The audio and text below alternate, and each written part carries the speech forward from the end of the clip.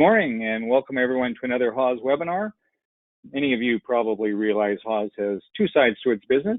On the one side, since the 1950s or so, we make emergency drench showers and eye washes and associated safety equipment. And on the other side, as we've been doing for over 100 years, we make drinking fountains and now bottle fillers. We do a regular rotation of educational presentations on both topics, and I frequently help out on the hydration side of things, which is what we're doing today. My name is Lex Cleese. I'm the Regional Sales Director for Haas in the Western U.S. I look after 13 Western states, as well as 8 independent rep agencies to serve you. Today's discussion, as you can see, is entitled Drinking Fountains and the Amended California Building Code, the CBC. We'll look at why it matters and its impact on other states. And the first thing right away I want to reinforce is this is not just a presentation of things happening in California. Although the timing of today's webinar coincides with the recent release in July of the amended CBC, its content and the topics surrounding it are pertinent really in every state in the country. So we'll look at both the ADA, the Americans with Disabilities Act, and the CBC and how they impact not only Americans in California, but beyond as well. Assisting me today will be Kelly Guilfoy from Specification Sales in Southern California. Spec Sales has long been one of our leading rep agencies looking after their market and really have been our global leaders, our knowledge leaders in the area of hydration. And for over 40 years, Kelly has been calling on and assisting specifiers on a wide variety of drinking fountain projects on behalf of Haas. I like to think I'm fairly conversant in all things drinking fountains related, but really Kelly's probably forgotten more than I'll ever know, and I appreciate his help, especially as we look into a little bit of the minutia today of legislation in California and nationally. So good morning, Kelly, and thanks in advance. I hope I can live up to your expectations. A quick bit of housekeeping. Unlike typical Haas presentations this time, because of the detail and the fact that we're trying to keep it to less than 45 minutes, we're not going to take any questions in a Q&A session. You can message Hayden behind the scenes who will collect questions. We'll be sure to get back to you. Here on the screen, you have the email addresses for Kelly and I directly. You can get a hold of Haas Customer Service. You can get a hold of your local rep. One way or another, we'll be sure to get back to you and address your questions. And at this point, I always like to point out that while I lean heavily on Haas models, I use Haas images and Haas dimensions typically during my presentations. You know, my competitors aren't great about getting back to me with my calls. Virtually all that I referenced today applies to hydration manufacturers in general and not just Haas. So this is meant to be a educational and not a 45-minute sales pitch. So as I mentioned, what sparked interest in presenting this topic was the latest amendment of the CBC, which has been launched only a few weeks ago. This brings up the obvious question for those who don't have the time or inclination to absorb all of it, just what's in it? This is also a good time to look at key parts of both the CBC and the ADA, the Americans with Disabilities Act, and see where they draw on ANSI standard A117.1. That's something we'll be referencing throughout. ANSI, of course, is the American National Standards Institute. With Kelly's help, I want to pull this alphabet soup of CBC, ADA, and ANSI together and look at how it impacts drinking fountains and bottle fillers for the specifier. And COVID being the topic of the day, I'll also tie in its impact as well as we'll look at just a few key products as well that will help the specifier. You know, inevitably we're having questions from the specifier, not only what code is pertinent and how can you help us, but what products do you have to assist as well. So we'll address a little bit of that at the end. As far as the agenda, it's pretty straightforward. I'll start with the impact California has on codes nationally. I'll look at the ADA, ANSI, and CBC, how they tie together, their origins, key components, and the impact of ANSI A117.1 on the ADA and CBC. We'll look at the part of ANSI A117.1 that has now popped up into the CBC amendment, and here I'll draw in particular on some of Kelly's expertise. And finally, I'll take a brief look beyond current code and address how trends in the industry, and especially COVID, have led to significant product change in a very short amount of time. So what we talk about today pertains to every state in the country. California, though, is the sixth biggest economy in the world, has a population the size of Canada, and it has had an early impact with legislation that then rolls across the country. If you look back, for example, water and energy conservation, you look at low-flow toilets, low-flow shower heads. That's had a big impact starting in California, rolling across the country. The Lead Reduction Act in California has had a big impact nationally in reducing lead levels. Carbon footprint and emissions reduction. Think of automotive standards. Everybody's familiar with that. Again, a big helping hand from California. My history of dealing with commercial construction and the architectural community in particular has been dealing with green buildings and LEED construction. And here, California has had an early legislative impact. Other states like Massachusetts as well, but really California has had and continues to have a big impact. So it really has had a long history of influencing other states. And now there's active legislation that is in line to pass, or already has passed in the states far away from California. You look at Louisiana and Alabama, where, and I believe Georgia as well, where bottle fillers are now being written into law. And actually, I think a lot of them are just acknowledging the need for them and urging school districts to make use of them in their projects going forward. However, some of them, are mandating, and usually whenever they mandate something like bottle fillers or additional fixtures of any kind, they usually have to fund them as well. So where they're making requirements, they're specifying in some cases 1 per 100 students, for a project. They're specifying 1 on each new floor or wing of a building. They're specifying bottle fillers in food service areas, of schools, and also sometimes they're including them in drinking fountain upgrade programs, which in many cases are already underway based on water quality assurance programs that were initiated, going back to the water quality crisis that sort of started in Flint, Michigan. Right, and that begs the question I always think, the simple question of just why are bottle fillers popular? I mean, they're popular because there's a demand, but what's kind of fueling that demand? And I tend to think, as I travel around frequently, or at least used to be a lot in airports, you look at a typical drinking fountain with bottle filler, there's a feeling of security people now have, especially in this environment of having water going into their own private water bottle. That's why if you're at an airport, you see an occasional person come up and use the drinking fountain, but there's a long lineup of people filling their bottle fillers. But what's pushing this demand for bottle fillers? Why the extra interest in this?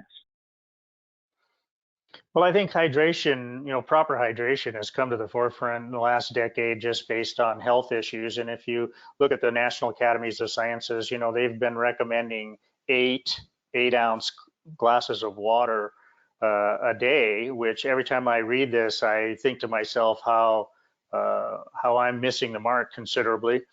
That's a lot of water. They call it the 8x8 rule. And there's a link there if you're interested in pursuing that and finding out more information about it. Adequate hydration has also been proven to improve children's cognitive functions, their concentration, their memory, attention span, basically their ability to learn. And there's been so much focus on children's health and water quality issues that I think hydration is an important component of schools in general, and basically getting the educational process, making it effective for everybody concerned. And that point about cognitive functions, that's interesting. That takes me back again to LEED construction, environmental, green building. A lot of what was behind that and continues to be here, looking at children's cognitive functions. So it's interesting that it's not only in buildings, but also in water quality as well. So a quick bit of history. The ADA was signed into law in the early 1990s, signed in by President Clinton, but really a lot of the work was done under the Bush administration previous to that. And essentially, it adapted content directly from ANSI A117.1 right down to the identical numbering system. And 20 years later, the ANSI standard again was used as the basis of the 2010 amendment. And The CBC more than 40 years ago in the 1970s also borrowed heavily from ANSI A117.1 when looking at its own accessibility requirements.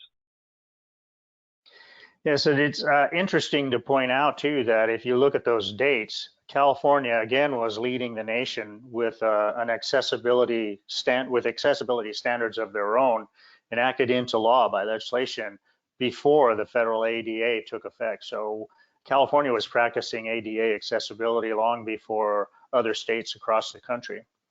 California, of course, eventually incorporated the entire federal 2010 ADA standard, chapter and verse, into the CBC, which meant a lot of changes to the California code. And now California has adopted some of the A117's standards for bottle filling stations. And I say some of them because it's not word for word again, and it hasn't been adopted word for word. And this new amendment is important. It does not require bottle fillers, but it standardizes how bottle fillers should be installed. Prior to having standardization like this in California code, we were kind of in the Wild West. I mean, we would produce a product and it would go out in the field, and we would find DSA and other jurisdictional authorities would have objections and send us correction notices, not to us personally, but to specifiers involved in those projects, and caused us to do a lot of rethinking and redesigning as this process unfolded. So now I think there'll be some stability, and that's a good thing. We've got California school districts now that are already putting bottle fillers in schools, and some school districts are even putting bottle fillers in every school. The federal ADA will probably follow at some point, follow ANSI A117.1. It's hard to tell how, but possibly they'll do it with a DOJ advisory. That would be an easy way for them to bring this information out to the public without an actual amendment. Okay, so let's take a quick look at the ANSI A117.1 standard going back to 2017 when they introduced bottle filling stations for a standard for accessible and usable buildings and facilities. So they talk about bottle filling stations now being permitted, provided a bottle filling station is located at the wheelchair accessible drinking fountain, below fountain. So what it says that if you're going to have a bottle filling station at this accessible fountain, it has to be above the low bowl. You can put it above the high bowl for the standing person if you want, but you would need an additional one above the wheelchair accessible drinking fountain. And here they also address the clear floor space requirements and also look at controls, which shall be hand or automatic. So what's important here is that no unusual dimensions or burdens are introduced that haven't been used for the past 40 years. The same dimensions for drinking fountains remain. So you can see this is a section from the Chapter 11B, and I'd like you to look in the top corner. There's an email address, www.dgs.ca.gov/DSA, and then you can either click on resources or you can type /resources into your URL. But everything you need from California, not only about this portion of the amendments that have taken place, but about everything that was added to the plumbing code and the building code, the building code as of July the 1st. So the first thing I would like to look at is 11B 211 and bottle filling stations. They've just added the verbiage bottle filling stations there, but it's important to remember that this section 211.2 is in Division 2 scoping requirements. This is where the high-low dual fountain requirement is to serve both wheelchair users and standing persons. Standing persons, by the way, who might have difficulty bending or stooping. So it's important to consider that both the high and the low have dimensional requirements for disabled access. 211.4 is all new, as seen by the italics, and bottle filling stations are included now and in this section in 211, and it says that they shall comply with 11B 602.10. So if we go to section 602, which everybody's familiar with who deals with drinking fountains, you can see they've just added bottle filling stations. 602.10 is all new, And you can see it's all represented in italics. And this is all word for word right from the Chapter 11B. So 602.10 is all about bottle filling stations, and it says they shall comply with sections 11B, 307, and 309, which of course are protruding objects and operable parts, those two sections. And then they have this exception exempting bottle fillers for standing persons, provided that a bottle filler is located at a drinking fountain that complies with 11B 602.2 through 602.6, which are all of those standards we've been working with for bottle fillers, for drinking fountains for decades now. So those should be very familiar to us. And actually, this is kind of fits handily with what we've been doing all along in the state of California concerning bottle fillers. We've just been adding them, primarily we've just been adding them to drinking fountains, for the wheelchair user. So really, I'm kind of grateful to see that, again, we're not laying any unnecessarily heavy burdens on the schools, which are already kind of strapped for cash and manpower.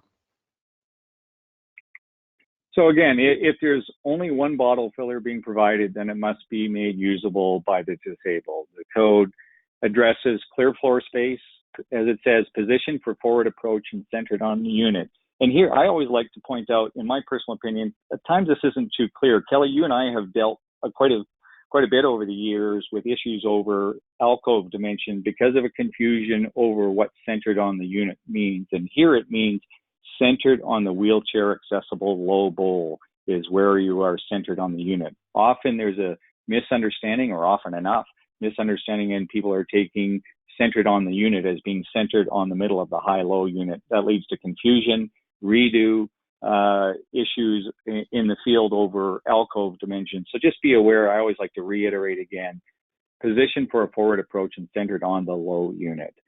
Also must meet the 48-inch maximum adult reach range per section 11B 308.2.2. And of course, children's use is important as well. So single drinking fountains with bottle fillers can be lowered for children's use. Again, you have to comply with clear floor space, meet the 30-inch maximum bubbler height for children under 12 years of age. And there's a maximum reach range. This time it's a little shorter at 44-inch for children under 12 years of age. And here's a model 1311 with our 1920W behind it and assorted panels that is commonly used as an example for child height use with a bottle filler. So let's take a look at how specifiers typically lay out installation of ADA and CBC compliant fountains and bottle fillers. This is a common request we typically receive at both Haas and in the rep community from specifiers. So let's see just how you meet all three of the ADA and CBC drinking fountain heights. Well, we've had issues. I've seen a lot of installations in the field. Typically, I get called to answer why my drinking fountains are not ADA compliant. And in many cases, we've found that drinking fountains, this standard high-low set has been lowered with the idea in mind that we'll use the high bowl as a wheelchair bowl and the low bowl as a child height bowl. And that presents a real problem because the child height bowl, if you lower a high-low set, a standard off-the-shelf manufactured high-low set, and this is for just about every manufacturer in the industry, if you lower them and you try to do this, what you wind up with is that lower bowl becomes an obstruction to the wheelchair use of the higher bowl next to it. So this is the proper way to do it. The code, section 211.2, requires that you have this dual height to serve two disabled categories of person. The wheelchair bowl with a 27 inches of knee clearance underneath it, and then you can see there's no obstruction. And then the high bowl is for the disabled person using a walker or possibly on canes, or they have a neck or a back brace, some reason why they can't bend over low enough to use this wheelchair bowl. If you want to have a child height bowl, it needs to be far enough away from the center line of that wheelchair bowl to accommodate the wheelchair itself and keep those access required clear spaces open. So you can see this child height bowl has a bubbler that's 30 inches or less, 30 inches being the maximum child height uh, allowance in the code. And in this case, our particular unit has 24 inches of knee clearance underneath it, which some school districts still want as a knee clearance because it's in the code actually for child height lavatories. So the 24 inches is not required by code, but it's a nice plus. And here you can see if you provided 32 inches in width for the wheelchair access under the wheelchair accessible bowl, you would need at least 22 to 23 inches. 23 inches gives you a margin of safety between the center line of a child height drinking fountain with or without a bottle filler. But obviously the bottle filler is at issue here as well. And that of course is the requirement. So you couldn't put these any closer together and satisfy the code. Now, the reason we're using the 32-inch dimension is because California code requires that all drinking fountains be completely within alcoves so that they're out of the path of travel. They don't present an obstruction to people passing by. And while the 30 inches is the typical requirement for the wheelchair space, the 32 inches for the alcove sometimes gets applied, and it makes good sense because if you've got any obstructions right and left, whether they're alcove walls, guardrails, or an adjacent drinking fountain, you need some wiggle room for the wheelchair user to get in and get out of whatever position he needs to use the fixture. So here again, we've got 23 inches on center between the child height unit and the standard high-low. We're meeting all three of those dimensions that are named in the ADA and the CBC. And if you look at the bottle filler forward reach over to obstruction, you can see we're at 46 inches, meeting the 48, and on the child height side, 44 inches is maximum for children under 12. Okay, one thing we notice on a regular basis as well are authorities around the country are sometimes choosing to make their facilities more accessible and providing more ways for people to have greater access. Yeah, the Access Board actually does a really good job of providing guidance for people, and there's a website access website there for URL for the Access Board, and you can see it's just access-board. The dash is really important. access-board.gov/ADA/guides, and you can find all kinds of guides in there for various things. You know, when you get into cafeterias and food service restaurant operations, there's a lot of questions and a lot of answers are provided by the ADA's guide. So very interesting. I think this one is kind of interesting and worth taking a look at because what this is a recommendation. So this is not a code requirement. This is not necessarily, it doesn't have the weight of a DOJ advisory, for example. But what they're recommending is that you move, remember we were looking at the 16 inches, almost every manufacturer puts 16 inches on center between the center of the high bowl and the center of the low bowl, and in some cases 17 or a little bit more, depending on if it's just a drinking fountain or if it's a water cooler. Water coolers tend to be a little bit wider, a little more bulky.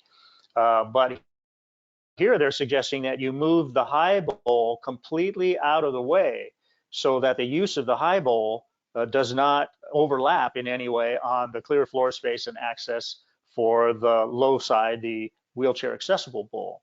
And I think that's, I mean, it makes good sense. It sounds like good practice. As a requirement though, should the government move to make this a requirement, I'm not sure how they would deal with all the years of accessible ADA high-lows that are already installed. These codes are not the same as building codes because they're based on a Civil Rights Act. And my experience has been that people who did whatever they did before the act took effect, before the guidelines were published, they have to go back and fix whatever it is and bring it up to code, you know, bring it up to current standards. So ADA accessibility is a little different than your typical building code, and we'll see how all of this unfolds. I'm sure there will be more to come as we progress.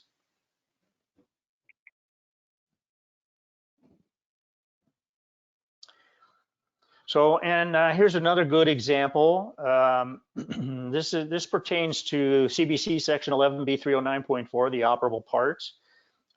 We've had a lot of comments from the field, and in some cases from some DSA offices up and down the state, where they want to the act of filling the water bottle to be a one-handed action.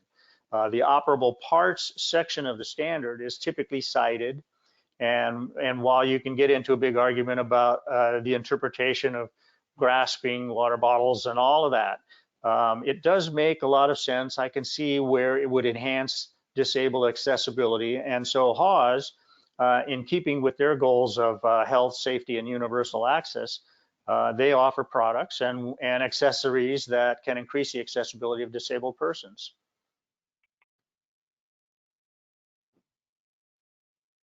So here you can see one example.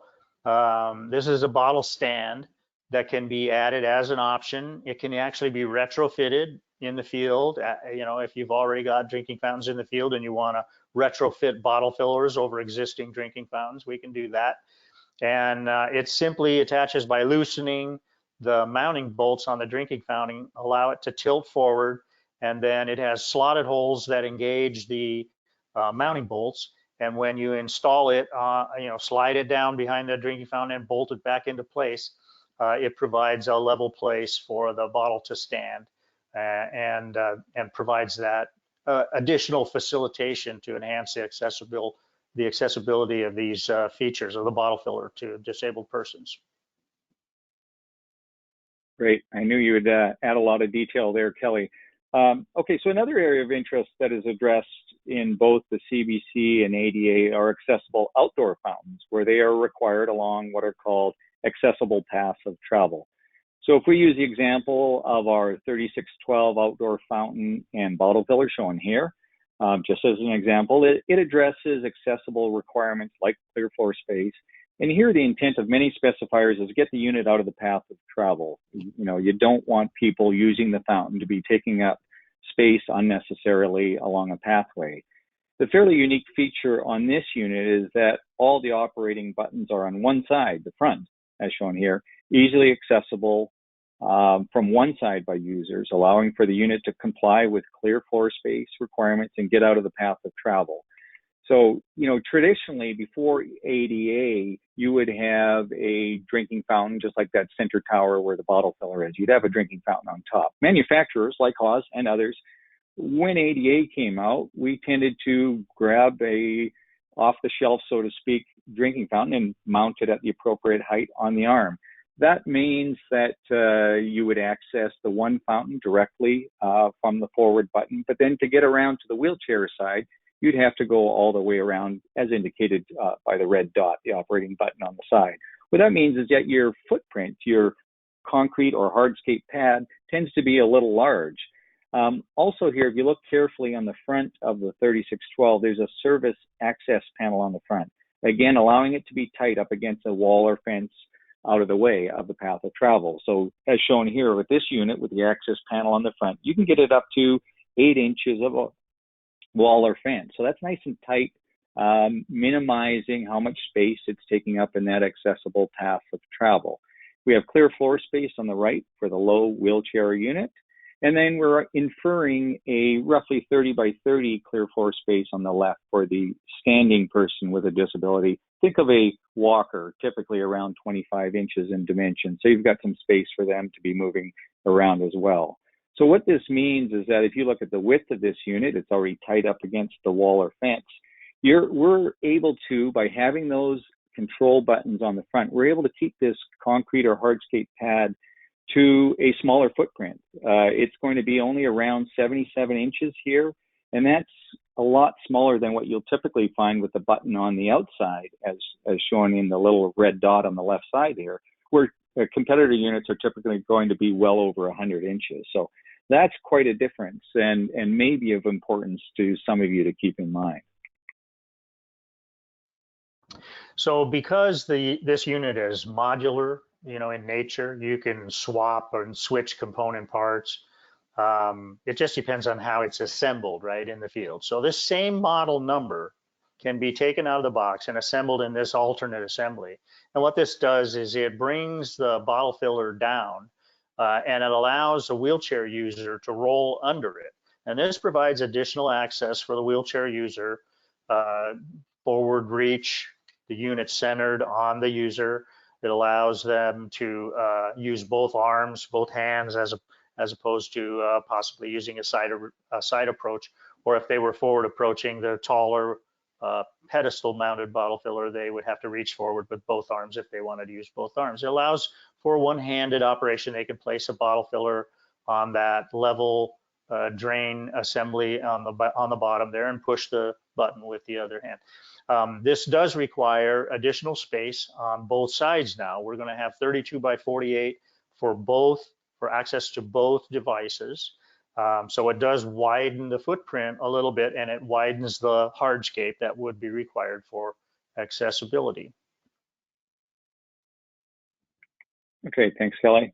Now, during the last long year plus of COVID, you haven't had to travel far to see drinking fountains everywhere being disabled or covered up or covered with signs, as in this example. You know, I live in the Seattle area, and all the Washington State ferries had plastic bags taped over them for months, shutting them down. You know, the Seattle airport still has warning signs encouraging people to use the hands-free bottle fillers instead of the manual fountains that are right below them. And this has been something the market, I think, has really struggled with because it flies in the face of accessible, clean drinking water, in my mind, pandemic or not. Yeah, and actually, the only reason I can really see for them wanting to shut down the drinking fountains, Lex, is that you know, touching the push buttons could be one of the ways you might spread COVID. People cough in their hand or touch their face and then touch the push button. But the reality is there's materials, a lot of the manufacturers that use plastic push buttons and plastic push bars can put antimicrobial agents in that plastic. There's also the use of copper, which has a known antimicrobial effect and is very effective on COVID. So there's really no reason, I think, to be that concerned about the drinking fountains. In fact, the CDC published an update to operating schools during COVID-19 back in February 11. And they actually, if you go through these on their website, they're quite expansive, and they spend most of their time talking about air conditioned systems and controlling ventilation in enclosed spaces. There's a lot of things about washing hands and controlling student populations and 6 feet clearances between people and administrative methods and techniques and record keeping and so on. So what I've done here is just kind of gleaned out those things that affect facilities. And you can see right here that frequently cleaning and disinfecting touched surfaces is really part of the program. And they're talking about everything: playground equipment, door handles, sinks, and they name drinking fountains in particular. And then the water systems, they talk about flushing water system plumbing. And we know this if you're in the construction industry, if you deal with hospitals, especially, you know that there's a big concern about the growth of Legionella in drinking water systems, and dead legs, like bagging a drinking fountain and letting that water stagnate in that line, is really the worst thing you can do for a healthy water system. Potable water needs to remain potable.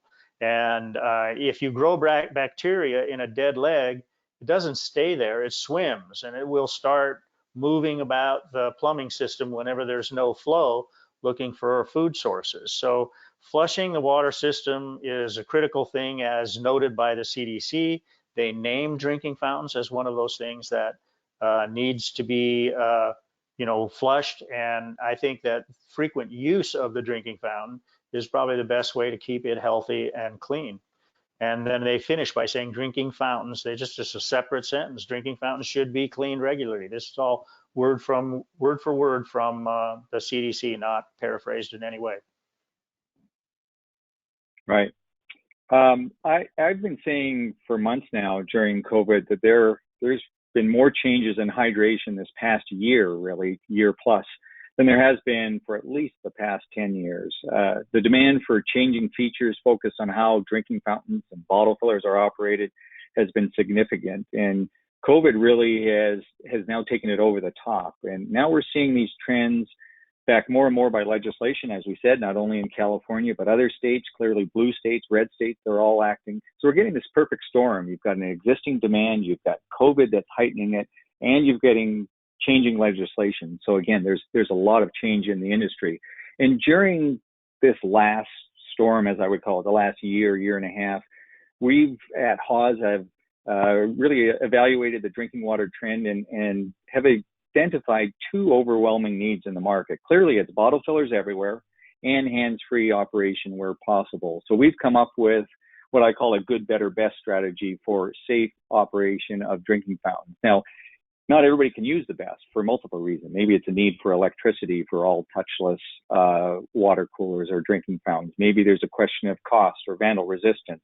But there's going to be different needs that work for each facility. So good, for example, would be a safe touch antimicrobial copper push button. Kelly already referenced the great antimicrobial properties of copper, how it breaks down bacteria like COVID rapidly. So it's a safe touch access point. So if you look at the fountain on the right, you can either take these antimicrobial copper buttons and retrofit them, as many school districts are doing now with existing Haws fountains, sometimes competitive fountains, depending on the dimensions.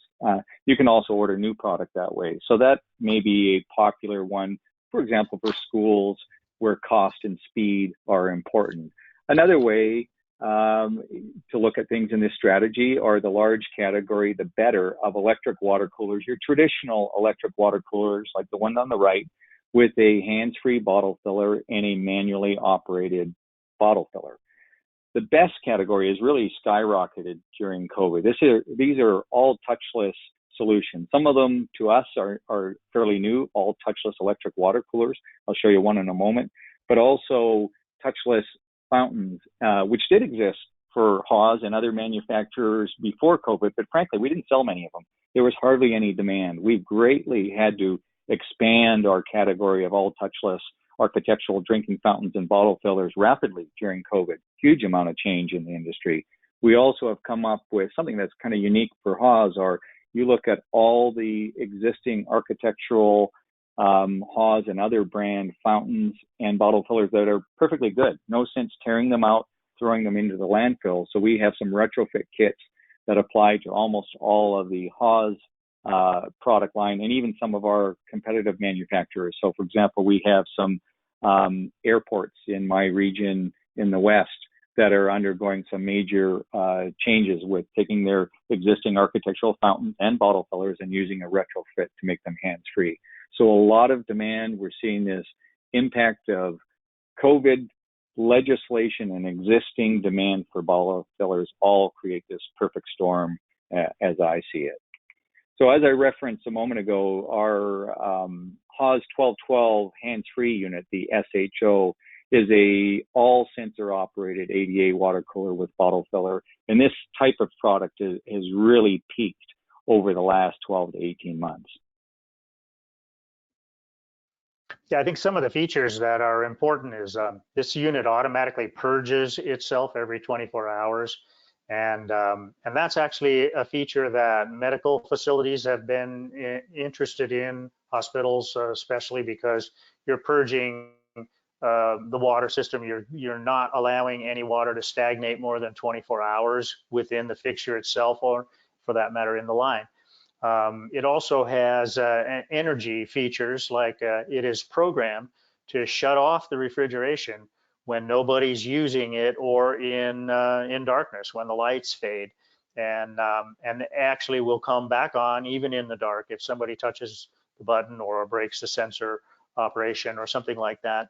And so the benefit there from a sustainability standpoint is that if the refrigeration system is off 40% of the time, then the unit will last 40% longer, and that's a big plus, especially if you're looking for longevity and in your facilities.